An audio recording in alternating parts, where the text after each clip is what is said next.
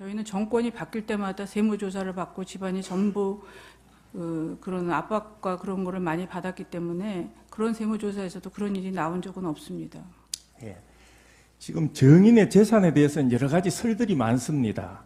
그 정인의 재산이 구체적으로 어느 정도고 큰 묶음이 있으면 묶음대로 좀 나열을 했으면 좋겠습니다.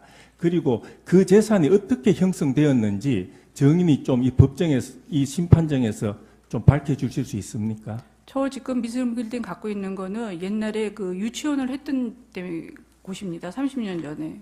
근데 그 유치원을 매입했을 때는 거기가 교회였습니다. 교회였었고 압구정동이 처음 개발할 때이기 때문에 그 배추밭이 많았을 때고 아파트도 막 들어올 때쯤이었기 때문에 교회가 네 분이 생겨가지고 부부간에 목사님하고 그래서 굉장히 싼 값에 나와서 그걸 해서 그거를 유치원을 한 20몇 년 해가지고 그거를 지금 증축한 겁니다. 그게 이제 분당으로 이사가고 이게 이제 신도시가 생기면서 그쪽에 이제 유흥업소가 생기니까 유치원을 더 할 수가 없어서 생긴 게 그게 미승빌딩입니다. 그걸 가지고 몇백억을 재산을 형성했다는 둥, 집금화갖고 몇백억이 됐다는 둥, 그런 거는 그 전후사항을 전혀 상황하지 않는, 고려하지 않는 상황입니다. 정인의 재산이 지금 가액이 어느 정도 됩니까? 채무를 뺀 순재산에 대해서 말씀을 드립니다. 그건 저는 잘 모르겠습니다. 왜냐면 그게 제 골자가 되는 게 미승빌딩인데 그게 30년 전에 산 건데 그때는 얼마 되지도 않았던 건데 지금은 그게 시가가 올라가지고 뭐 100억, 200억 하는지는 모르지만 뭐 팔라고 안 내놨기 때문에 모르는데 지금은 한 팔면은 150억, 130억 하는 게 그게 저희 골자의 전부입니다. 그거는 네. 다른 거는 아무것도 아니고. 그 청구인 측의 그 신문상 4-1항 그 정호성의 그 취임사 문구와 관련된 녹취록에 대해서 묻겠습니다. 정의는 아까 그 문화융성에 관해서 대통령과 본인이 얘기했다고 하는 그 녹취록에 대해서 답변을 하기를 이 부분 녹취록은 잘 기억이 나지 않는다. 다만 전후 사정이 어떻게 되었는지 그런 부분이 기억이 나지 않는데 이 부분 가지고 얘기하는 것은 적절치 않다라고 뭐 얘기한 것으로 기억이 되는데 그 관련해서 좀 묻겠습니다. 이 아까 그 문화 관련한 문화융성 관련한 그 청구인 측의 그 신문 내용에서 보면은 이 녹취 내용 이전에 벌써 이 취임사의 관련 내용에 대해서 피청구인 본인이 그 문화융성, 창조경제, 그리고 국민행복이라는 이 국정지표에 대해서 그 각자의 개념이나 그런 상호간의 논리적인 연관성에 대해서 먼저 대통령이 정의를 명확하게 하고 난 이후에 그 나중에 지엽적으로 이루어지는 그런 녹취록인 것으로는 일단은 확인이 되는데 녹취록상 그렇습니다. 그 녹취록이 그 내용이 사실인지는 모르겠는데 이런 부분에 대해서 혹시 기억하고 있는 부분이 있습니까? 제가 말씀드리고 싶은 게 그겁니다. 대통령께서는 확실한 자기의 철학이 있었고 어떻게 나라를 운영한다는 그 기본 의식이 있는 분이었는데 그 녹취록의 내용은 마치 제가 무슨 문화융성을 끌고 다 나간 것 같이 했는데 그거는 전후 사정을 살펴봐야지 그거는 말이 안 된다고 생각합니다. 네, 다음으로 그 청구인 측의 그 신문상 22쪽 중에 5페이지 부분입니다. 그 정호성 비서관과 공유했던 그 이메일 계정에 대해서 물은 부분이 있습니다. 그 정인하고 정호성 비서관이 대선 과정에서 아이디와 비밀번호를 공유했던 이메일 계정을 사용한 적이 있느냐 그런 부분에 대해서 잘 기억이 안 난다고 그러셨던 것 같은데 혹시 그 이메일 계정이 ZIXI9876이라는 그 이메일 계정 혹시 기억나지 않습니까? 그 구글 메일 계정입니다. 그거는 아닌 것 같습니다. 혹시 그 당시에 이 ZIXI9876이라는 계정을 정호성 비서관과 정인 외에 다른 비서관들, 그 당시에는 대선 운동 과정이기 때문에 캠프의 다른 사람들도 혹시 같이 공유했던 그런 구글 계정은 있었다는 건 혹시 아십니까? 그래서 그럴 수도 있다고 생각하는데 그때는 이춘상 보좌관이 그거를 했기 때문에 그분이 지금 돌아가셔가지고 확실히 기억. 예, 하나 또 묻겠습니다. 아까 그 입시 체육 특기자 입시 전형 관련 개선 방안 내용, 요 관련한 문건에 대해서 물어보겠습니다. 그 문화체육비서관실 행정관인 강정원의 진술에 따르면은 이 입시 개선 방안은 2016년도부터 시행될 예정이었다고 그러는데 혹시 그 부분 아는 바가 있습니까? 몇 년도에 시정된 거는 시행되는 거 그런 거는 모릅니다. 관심도 모릅니까? 없었고. 혹시 정인의 딸인 정유라가 대학에 입학했던 연도는 2015년도 아닙니까? 15년도인 것 같습니다.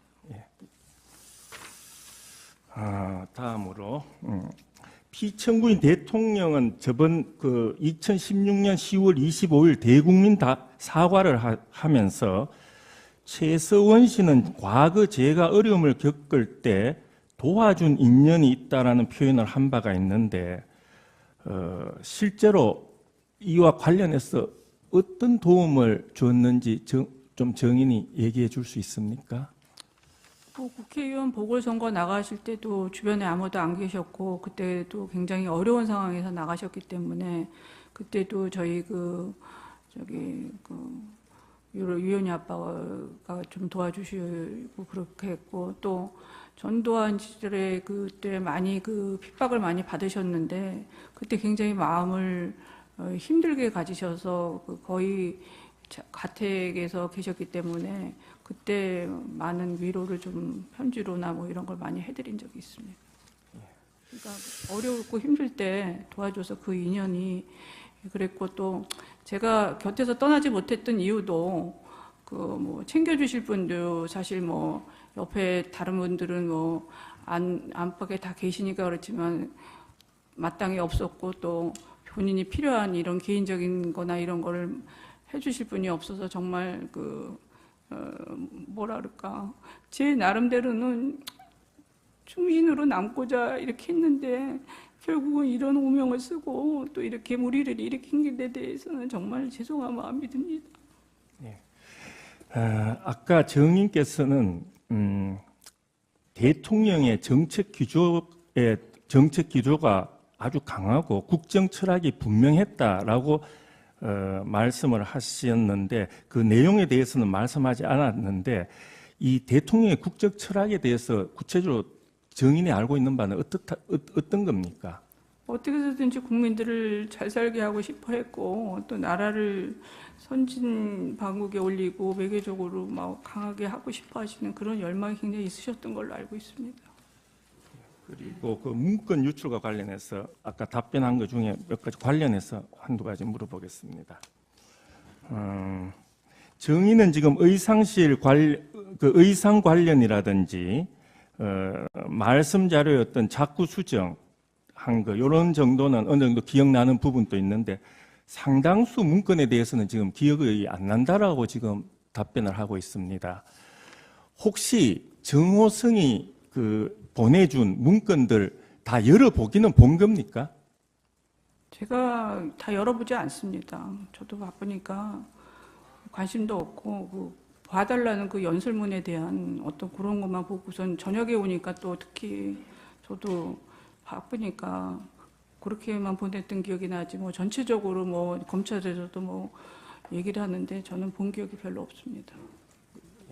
그리고 그게 뭐 스스로 자료 유출을 하려고 정호성 비서관도 했던 것도 아닌 거고 저도 마찬가지 판단입니다. 그러니까 미르 재단하고 K 스포츠 재단과 관련해서 하나 묻겠습니다. 대통령이 두 재단에 정인이 관여되어 있었다는 것은 몰랐을 것이다라고 아까 답변을 하셨는데 이 부분들은 깊숙이 답변을 하시면서 이 두 재단에 대해서 정인이 깊숙이 관여한다는 부분은 관여했다고 하면 아마 싫어했을 것이다라는 취지로 답변을 한 것으로 기억을 합니다.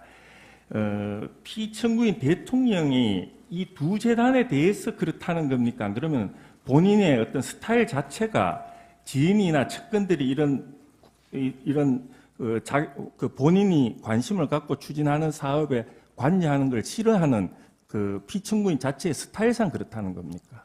대통령의 스타일상 그 다른 사람들이 이렇게 나서서 이렇게 하거나 측근이 나서서 어떤 일을 도모하거나 이렇게 하는 거를 싫어하십니다. 그래서 그냥 지켜만 보라고 이렇게 보내는 게 이렇게 어떻게 하다 보니까 사람이 이렇게 엮이다 보니까 이렇게 엮이게 돼서 대통령께서도 심한 저거를 받으셨을 것 같습니다. 예, 조금 전 그 64-1-4 신문사항과 관련해서 하나 묻겠습니다. 그 WK라는 WK가 그 증인 몰래 그 직원들이 증인을 배제시키고 딴 생각을 하는 것 같아 폐업을 시켰다라는 진술을 조금 전에 하셨는데 그 폐업을 시켰다는 의미란 거는 증인이 결국 본인의 지분을 정리하고 지분을 정리했다 이런 개념으로 이해해도 됩니까? 지분을 정리한 게 아니라 그거를 저는 안 했으면 좋겠다. 네. 그리고 이게 K스포츠하고 이렇게 블루케이가 계속 엮여서는 말이 많으니까 안 되겠다. 그렇게 해서 설득을 했습니다. 네, 마지막으로 하나만 묻겠습니다. 그 139-1 신문사항과 관련된 겁니다. 피청구 그 정호성 비서관이 그 대통령으로부터 메시지를 잘 작성하지 못한다는 이유로 여러 번 혼이 났다는 사실을 증인이 알고 있나요? 그렇게 돼서 알고 있다라고 말씀을 하셨는데 혹시 그 정호성 비서관이 그 대통령의 꼼꼼한 업무 스타일 때문에 굉장히 힘들어하고 있다라는 얘기를 하는 걸 들어본 적이 있습니까? 정호성 비서관한테서. 네. 들어본 적 있습니까? 네, 말씀 하나하나에도 이렇게 체크를 하고 그냥 넘어가는 스타일이 아니시고 또 보고 하니까 그게 이제 그 남자들이 보는 그 문맥하고 상당히 다른 부분이 이제 좀 있었던 것 같습니다.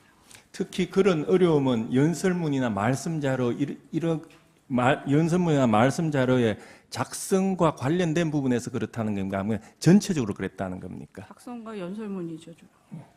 예, 이상입니다.